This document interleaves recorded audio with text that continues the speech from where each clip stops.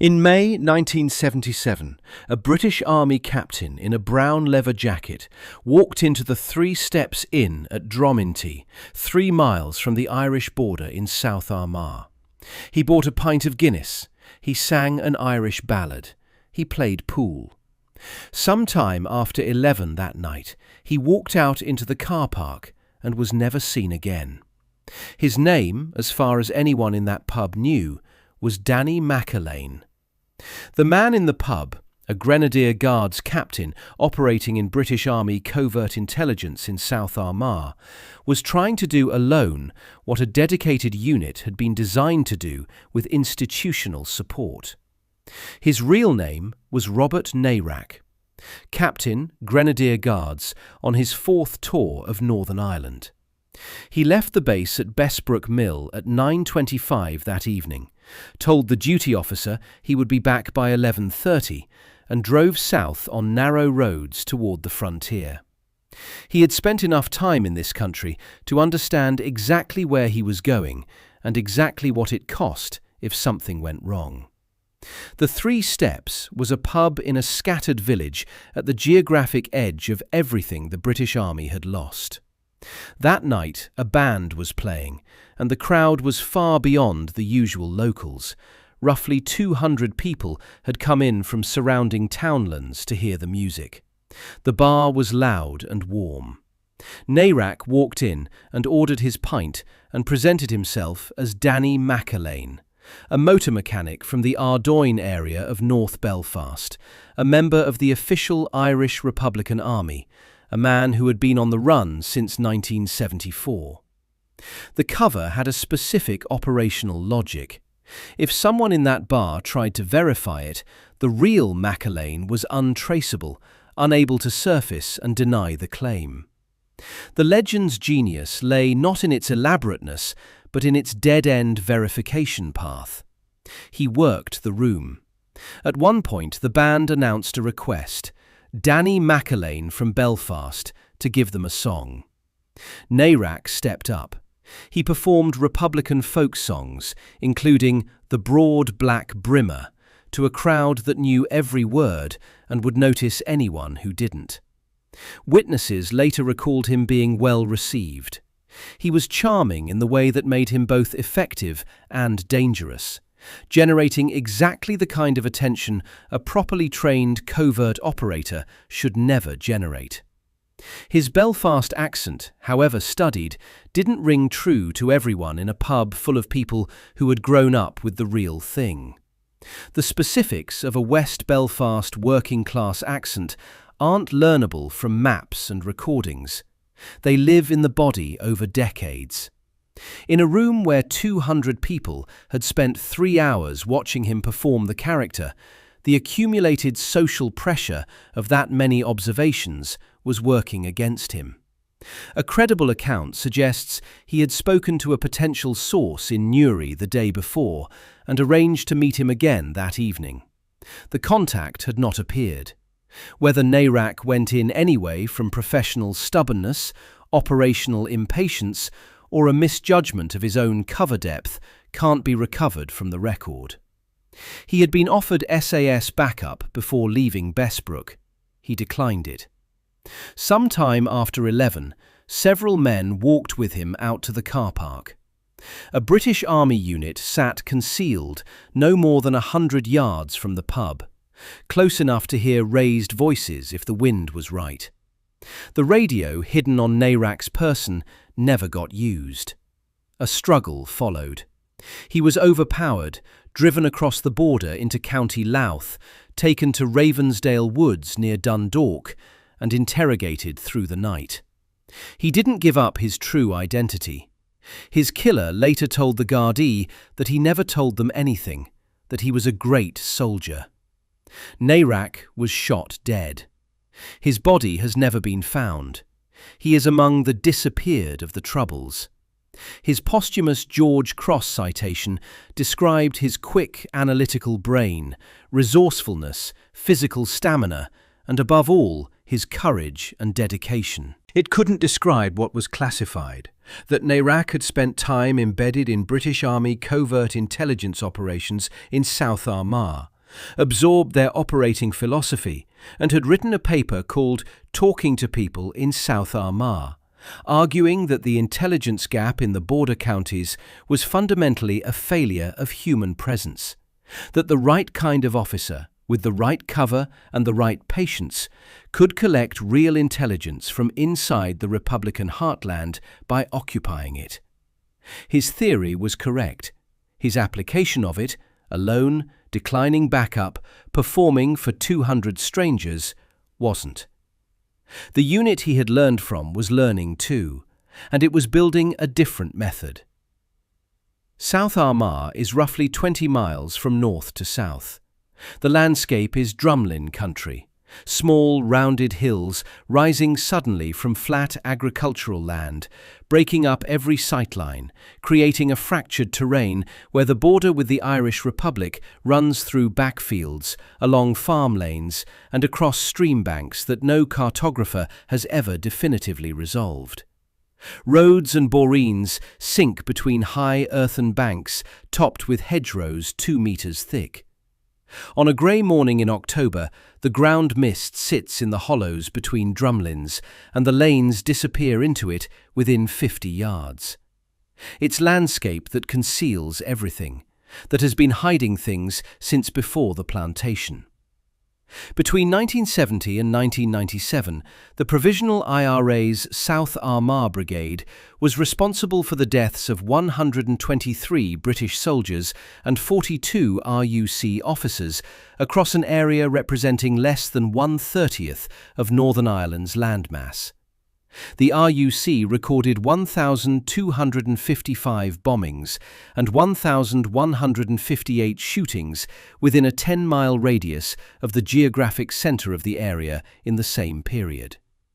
If South Armagh had been a province on its own, one intelligence assessment concluded, it would have been the most dangerous place in the world for British forces. It was that contained and that lethal. The British Army lost the roads in October 1975. An IRA culvert bomb near Crossmaglen destroyed a Saracen armoured vehicle, and according to Toby Harnden's Bandit Country, the definitive account of the brigade, that incident was the operational tipping point. After it, the army gave up road movement in South Armagh entirely. From that point, any British military movement meant helicopters, and South Armagh's geography meant a finite number of viable landing sites, every one of them watched from within minutes of any aircraft appearing. The IRA had worked out the math. By 1991, the RUC formally acknowledged that no mobile police patrols had operated in South Armagh without army support since 1975. The brigade erected "Sniper at Work" signs on the roads and meant every word. The brigade itself, at its operational peak, numbered roughly 40 members, about half of them living south of the border in the Republic. That isn't a large organisation. What made it operationally invulnerable for 3 decades wasn't scale. It was structure, and specifically the structure's relationship to the community that surrounded and sustained it. When the Provisional IRA reorganised in 1977, following the capture by Irish police of an internal staff document cataloguing how thoroughly informers had penetrated the organisation, the rest of PIRA dismantled its traditional brigade and battalion model and rebuilt as tightly compartmentalised active service units. Small cells, minimal cross-contact, controlled information flow. Any single informer could now expose only a cell, not an organisation.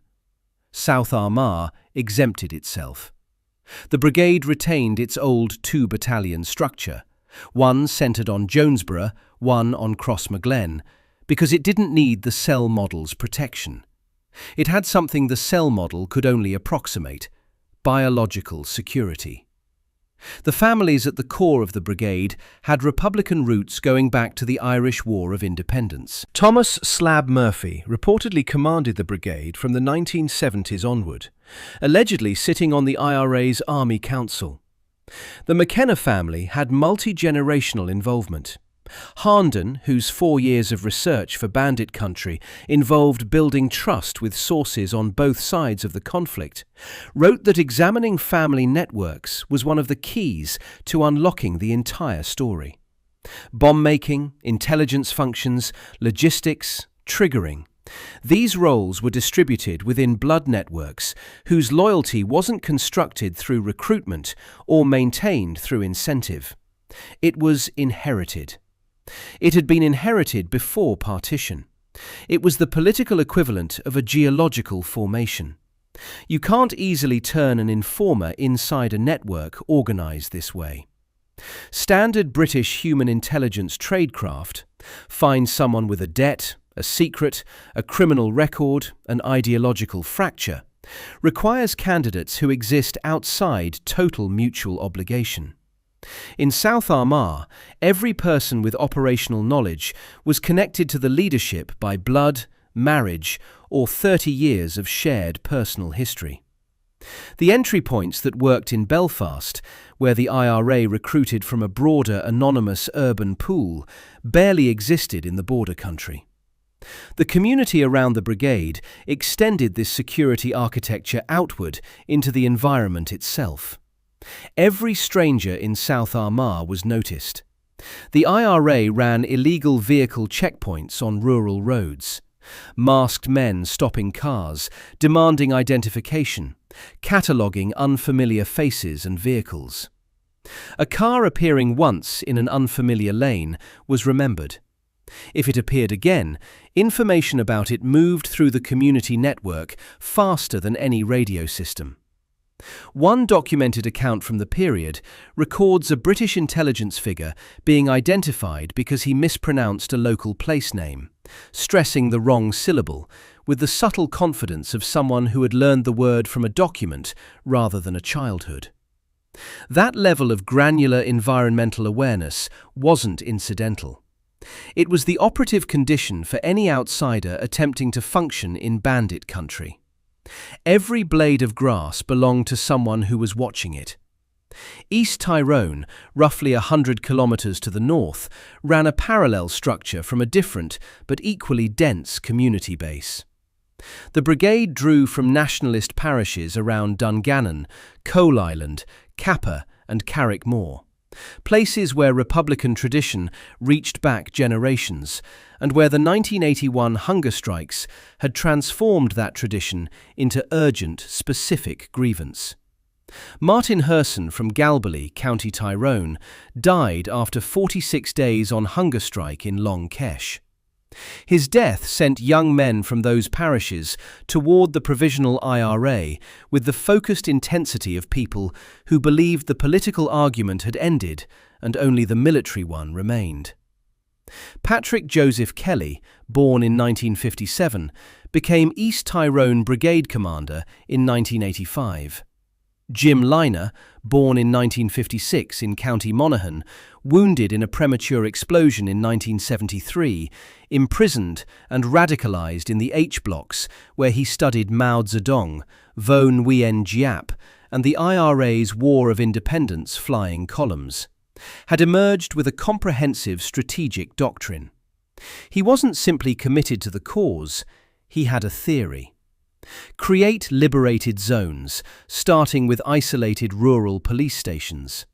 Systematically eliminate Crown presence from the countryside, then expand those cleared zones outward. South Armagh was, in Liner's framework, already a liberated zone. East Tyrone was the next one. Padraig McErlaine, a veteran who had escaped the Maze prison in September 1983's mass breakout, one of the largest prison escapes in British history, and returned immediately to active service, brought operational coherence to what Liner provided strategically. In January 1981, a unit reportedly led by Liner entered Tynan Abbey, home of Sir Norman Strong, 86 years old and a former Speaker of the Stormont Parliament, and shot him and his son James dead before burning the 230-year-old house. The message required no translation. By December 1985, the East Tyrone Brigade mortared Tynan RUC base, killing 2 RUC officers and destroying the building. In August 1986, it struck the RUC base at the Birches with a hijacked JCB digger, carrying a 200-pound bomb in its bucket, driving through the perimeter fence. That tactic was being refined, deliberately rehearsed. British intelligence had identified East Tyrone as the most aggressively capable rural unit operating in Northern Ireland. The targeting picture building against it was the product of multiple intelligence streams, and one of those streams had been running for years without the brigade ever knowing it existed. 14 Intelligence Company wasn't the SAS. Stating this plainly matters, because the conflation of every undercover British operation in Northern Ireland with Hereford is persistent and wrong, and missing that distinction misses the entire operational logic of this story. The SAS conducted kinetic operations, ambushes, the violent resolution of what intelligence gathered. 14 INT was the unit that made those operations possible. One watched, the other acted on what it found. The unit was formed in November 1972, deployed to Northern Ireland with approximately 120 personnel as a direct replacement for the Military Reaction Force, the British Army's first attempt at plainclothes covert work, compromised and discredited by 1972. The MRF's failure forced a redesign. A dedicated force of plainclothes surveillance operatives was created, trained by 22 SAS, but organisationally housed within the Intelligence Corps, not the SAS. 4 detachments were established across the province by 1973. Main Det at RAF Aldergrove, East Det at Palace Barracks near Belfast, North Det at Ballykelly in County Londonderry, South Det in County Fermanagh for the border country. The unit operated under rotating cover designations: 4 Field Survey Troop, Northern Ireland Training and Advisory Team, Argus, Ajax, specifically to prevent it from acquiring a recognised identity in adversarial awareness. For years, the IRA didn't know it existed as a distinct entity. Selection was built around a paradox. Superb physical condition was a bonus, but not a prerequisite. That line comes from accounts of the selection process, and it represents the essential distinction from every other Special Forces unit Britain produced. SAS selection filters for physical dominance, aggressive problem-solving, performance under extreme physical stress. The Det needed something different: intelligence, patience, the ability to operate independently in a complex social environment, and, critically, the ability to look entirely unremarkable. Candidates with identifiable physical markings were rejected because being remembered was a failure state. Being unmarried was operationally helpful. Looking unmilitary was a genuine advantage. The 8-week Camp 1 selection course was conducted mostly in winter, explicitly to maximise discomfort and eliminate candidates whose bodies or minds found ways to express distress in observable behaviour. It tested observational memory, capacity to improvise under pressure without external support, and the specific psychological endurance of being nobody, of operating without status, without visible outcomes, without external validation, for extended periods. Roughly 1,000 initial applicants went through a single selection cycle. 17 were ultimately deployed to Northern Ireland. That attrition wasn't about fitness. It was about finding the specific type of person who could operate for months in a community actively looking for them without ever being found. For the first time in British Special Forces history, women served in genuinely operational roles, not in support positions, in the field. Female operators built covers, conducted surveillance, placed hides, and operated in social contexts that were effectively closed to male operators, in a landscape where any unrecognized man drew immediate suspicion. The IRA's counter-surveillance model was built around assumptions about the gender of its threat environment. Women in the det exploited those assumptions for years.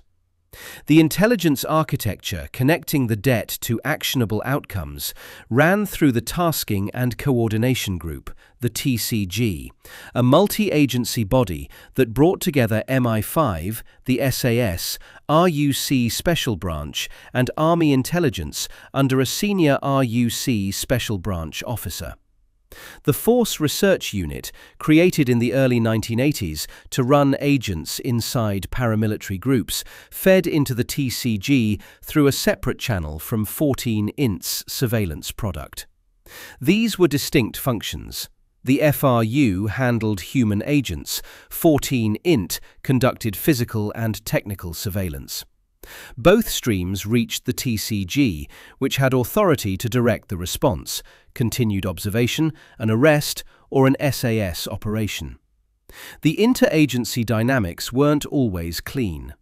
Different organizations operated within different jurisdictional frameworks, and the cross-border dimension of South Armagh and East Tyrone operations created particular friction. The IRA moved freely across the frontier, planning in the Republic, executing in the north, vanishing back across the border before the British Army could respond. British domestic intelligence had hard limits at the boundary. Agencies with reach into the Republic and beyond, including the Secret Intelligence Service, which operated in territory that MI5's domestic mandate couldn't access, were often in a stronger analytical position regarding the border brigades than those working exclusively within UK jurisdiction. That cross-border intelligence dimension added a layer of institutional complexity to an already crowded operating environment. The TCG's value was precisely this fusion. Multiple agencies, multiple collection capabilities directed toward a common operational outcome. 14 Intelligence Company ceased to exist as a standalone unit on April 6, 2005, when it was absorbed into the newly formed Special Reconnaissance Regiment, built, in the Ministry of Defence's own words, around a core of the already established 14 Intelligence Company. The DET's methods were institutionalized into a permanent UKSF regiment, but in South Armagh and East Tyrone through the 1980s, before ceasefires and political processes and formal restructuring, those methods were being applied against the hardest targets the British intelligence war produced, in conditions that made everything else the unit had trained for seem straightforward by comparison.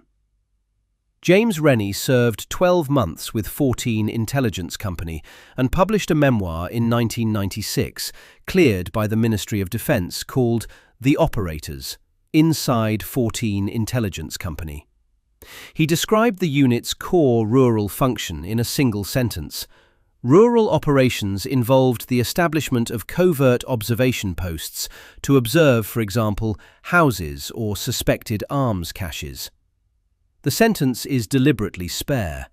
What executing it actually required across the South Armagh hedgerow system and the Drumlin Hills of East Tyrone was a form of human endurance without parallel in conventional military training. Getting an operator into a target position required counter-surveillance tradecraft from the moment a helicopter lifted off. The IRA watched every viable landing site in South Armagh. Ground observers tracked helicopter movements and passed information through the community network within minutes of any aircraft appearing. The standard British countermeasure was force insertions. Multiple helicopters landing at multiple sites in a single operation, some carrying personnel and equipment, some entirely empty, all setting down and lifting off in overlapping patterns, designed to make it impossible for ground observers to determine which drop had actually mattered. A helicopter might land at 6 sites in an evening. Only one of those landings was real. An operator could spend hours in transit between staging points, moving by foot, then by civilian vehicle, then on foot again, before finally going to ground near the target location, having arrived at the genuine insertion point in a way that appeared to any watcher outside to be simply another aircraft moving through a familiar circuit. Once in the hide, the operator ceased to exist in any observable sense. South Armagh's hedgerows run 2 meters thick in places.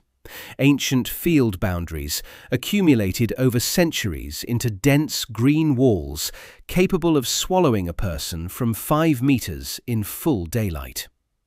An operator would work into the base of one of these banks over a period of hours in darkness, cutting slowly and carefully, replacing disturbed vegetation behind the entry point, building a space the size of a sleeping bag that left no external signature of occupation.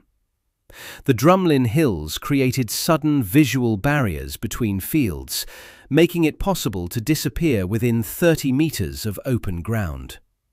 The same geography that made South Armagh impassable for British Army patrols at the brigade level made it possible for a trained operator working individually to vanish inside it almost indefinitely. The regime inside the hide was absolute. No movement during daylight hours, no light source after dark, not the screen glow of a device, not the brief flare of a lighter, nothing. Physiological needs managed in position, waste controlled in sealed bags and kept in the hide, because any movement to a separate location risked breaking cover in terrain where a pushed-aside branch and a patch of disturbed ground at the base of a hedgerow could be noticed by a farmer or a dog walker within hours. Food cold and consumed silently, with no wrappers to create sound. Communication minimal. Short transmissions at irregular intervals on encrypted frequencies to avoid establishing any periodic pattern that could be triangulated or simply recognized as the behavioral signature of someone reporting on a schedule. Night observation equipment was standard kit, allowing continuous surveillance through darkness without creating any light signature.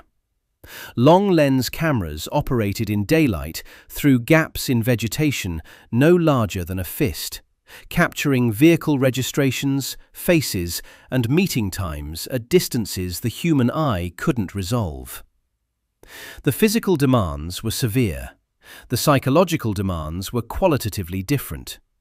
An operator in a South Armagh hedgerow for multiple days was simultaneously performing continuous threat assessment in an actively hostile environment, conducting detailed observation of a target, logging every relevant detail in a form that could be transmitted and actioned, and suppressing all of the micro-movements the human body uses to manage arousal and discomfort.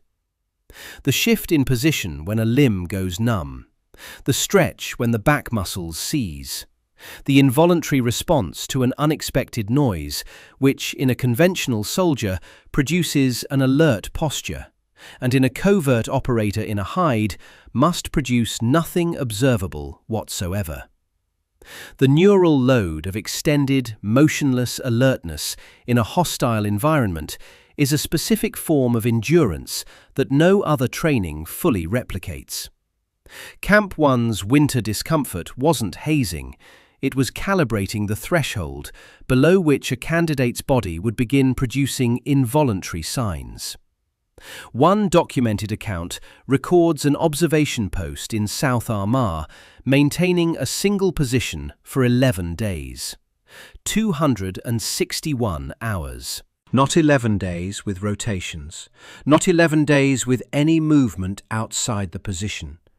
261 hours in the same hedgerow, with full observation maintained throughout. What did 11 days of that actually produce? An operator watching a farmhouse from before dawn until after midnight for 11 consecutive days could establish a biography of the target's behavioral life. He could identify who visited, on which days, at which hours, in which vehicles. He could record the specific Thursday evening a car arrived from an unfamiliar direction and left 40 minutes later with a different weight distribution visible in its ride height. He could note the arrival of a vehicle carrying items transferred to a barn and never transferred back. He could log the man who appeared twice at 3 a.m, on foot from the direction of the border, arriving and departing within 20 minutes both times, leaving no vehicle noise on approach or departure, invisible to anyone who wasn't watching that specific hedge line at that specific hour across 2 weeks of nights.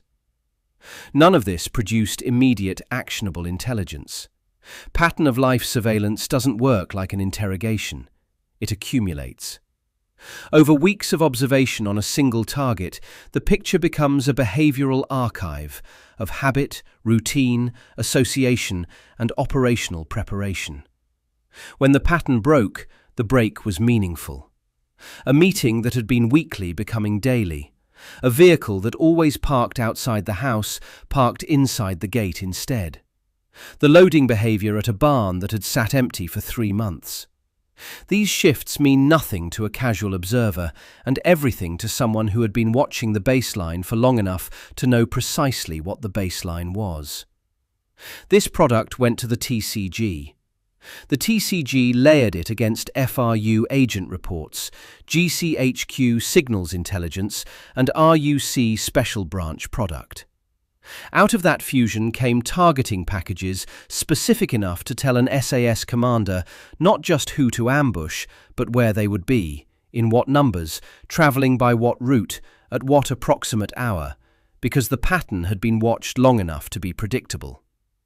The South Armagh sniper campaign illustrates the process. Using a Barrett M82.50 caliber rifle, the sniper teams killed 9 security force members through the early 1990s. During the IRA's 1994 ceasefire, the teams stood down from active operations, but they didn't change their habits.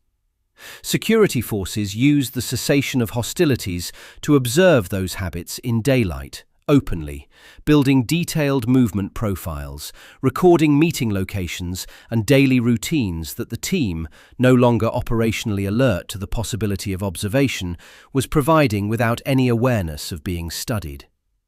When the ceasefire broke down and the campaign resumed, the accumulated picture was already in place.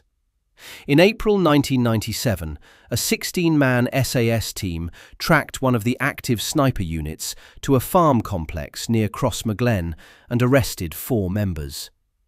Michael Carraher, who had commanded one of the 2 active squads, was taken. The security forces had watched the ceasefire and waited. They had used the IRA's own stand-down period as an observation window.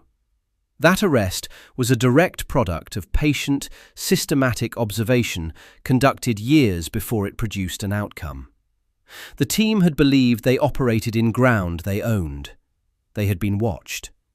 Tommy McKerney had volunteered in his teens for the East Tyrone Brigade, endured 72 days of a hunger strike in 1980, and survived. Years later, from the distance of the peace process and its aftermath, he reflected on what British intelligence had achieved. By the mid-1980s, Britain's intelligence agencies had heavily penetrated the IRA. He was describing the organisational reality from the inside, looking back. What he couldn't describe, what the IRA as an institution never fully absorbed until the trials started producing evidence that made it unavoidable, was the specific mechanism of that penetration. Because the mechanism wasn't, in many cases, what the IRA assumed it had to be. The IRA's security model rested on a foundational assumption. If British intelligence knew something specific about an operation, a person inside the organisation had told them. From within a closed kinship network, that was the only model that made sense. There were no outsiders in these operations. Therefore, any operational leak had a human source. Somewhere in the network, a person had talked. This assumption generated the Internal Security Unit, the Nutting Squad, which from the 1970s onward existed to find and execute British agents inside the Republican movement. When surveillance evidence appeared at trials, when British prosecutors displayed specific knowledge of IRA operational planning that seemed impossible without a source inside the organisation, the squad's caseload increased. Investigations intensified. Interrogations happened. Some of the people interrogated had said nothing. They had been photographed by a long lens from a hedgerow, tracked through a movement pattern, overheard through audio devices in a vehicle or a property, and they had no way of knowing the difference between betrayal and observation. Their silence during interrogation wasn't proof of innocence within the Nutting Squad's framework, because the British clearly knew something, and if the interrogated person denied telling them, the squad faced a binary. Either this person was lying or someone else had talked.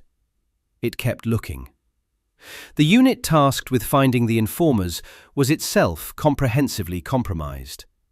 Freddie Scappaticci, known within British intelligence by the codename Steak Knife, served as a senior figure in the IRA's internal security apparatus for years, passing information about the squad's investigations to his handlers in the Force Research Unit. This meant British intelligence could monitor the IRA's counterintelligence operations in something approaching real time. Who was under suspicion? What evidence had been gathered? Which genuine British agents were at risk of exposure? The unit hunting informers was itself the most productive informer in the organisation. The East Tyrone Brigade, through its operational peak in 1985 to 1987, believed its security was sound. The brigade had conducted multiple high-profile attacks: Tynan in December 1985, the Birches in August 1986, and had not been directly interdicted. The operators remained free, the network intact. Whatever British intelligence knew about them, it had not been enough to stop the operations. The logic seemed supportable. They were secure. What they didn't know was that a patient, cumulative intelligence picture was being assembled around them that they had no framework for detecting. The intelligence that ultimately enabled the Loughgall ambush arrived through multiple streams. Their specific weights and sources remain contested in the historical literature. What is documented is that British security forces had received information weeks prior to the attack, and confirmation of the specific target at least 10 days before the operation. What is also documented, explicitly, is that a covert observation post was monitoring the digger the IRA planned to use in the attack, and that when that observation post reported the digger being moved, the SAS took up its prepared positions. Undercover 14 intelligence company operators were driving the back roads into Loughgall that evening, surveilling the unit's movement as it deployed toward the target. Operation Judy, May 8, 1987. 8 members of the East Tyrone Brigade arrived at the unmanned Loughgall RUC station shortly after 7 in the evening. They were wearing boiler suits, gloves, and balaclavas. Declan Arthurs drove the stolen JCB digger, carrying 300 pounds of explosive in the front bucket. The rest of the unit followed in a hijacked blue Toyota Hiace van. Patrick Joseph Kelly, 30 years old, in the passenger seat. Jim Liner, 31, in the rear alongside Padraig McKierney, 32. The unit had done this before. They knew what the approach looked like, how long the sequence took. They made 2 slow passes of the station. One of the volunteers later told an IRA statement to say members of the unit felt that something was amiss. They went ahead anyway. When the bomb detonated, it destroyed the digger and badly damaged the building. Within seconds, the SAS opened fire from within the station and from 5 concealed positions around it, using M16 rifles, H&K G3 rifles, and 2 general-purpose machine guns. 600 spent British cartridge cases were recovered from the scene. All 8 members of the East Tyrone Brigade were killed. Patrick Kelly, Jim Liner, Podrick McKierney, Seamus Donnelly, 19 years old, Declan Arthurs, 21, Tony Gormley, 24, Eugene Kelly, 25, Gerard O'Callaghan, 28. The most capable, experienced, ideologically committed unit the rural Republican campaign had produced was gone in seconds. Thousands attended the funerals. They were the largest Republican funerals in Northern Ireland since the hunger strikers of 1981. The IRA set out immediately to find the informer.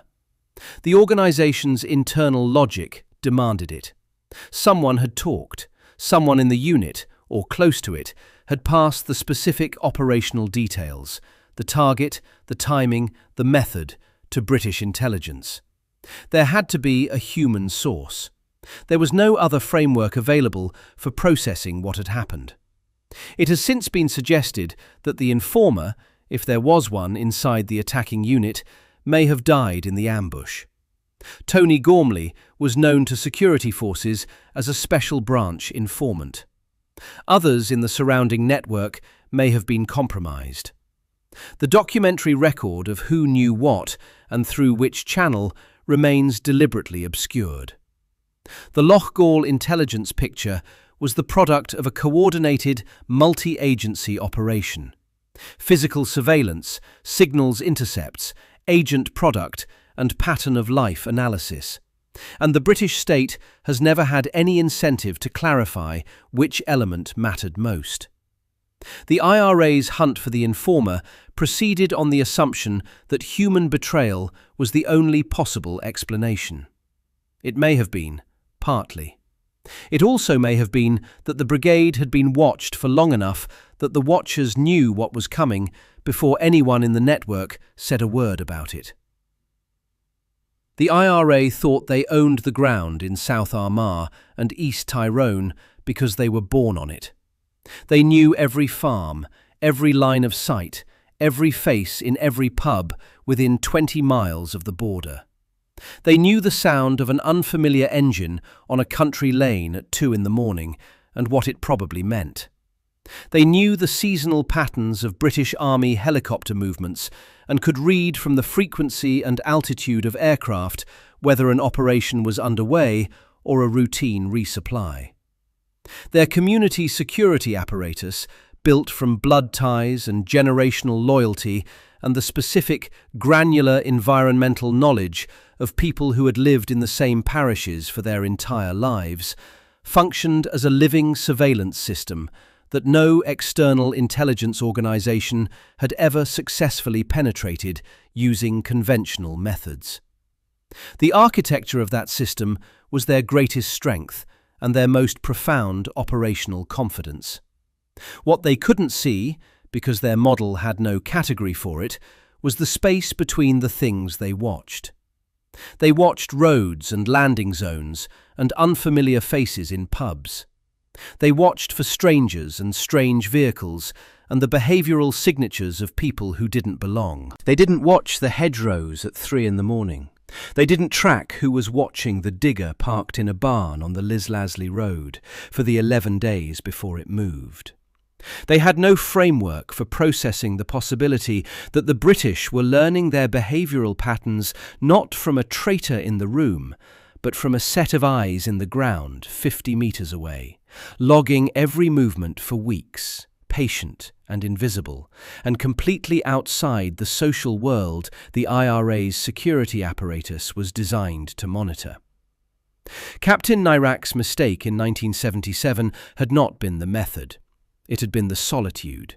Trying to embed in an adversary's community without the institutional backup that made it sustainable. Intelligence companies spent the next decade building the institutional version of what he had attempted alone. Trained operators, inserted by deception, hidden in the environment itself, watching the patterns of organizations whose members believed they were invisible precisely because they knew everyone watching them. The IRA's impenetrable fortress had windows it never knew existed. The men who watched from the ditches were never there. The environment itself had been weaponized against them by men they never even saw. Subscribe for more stories like this.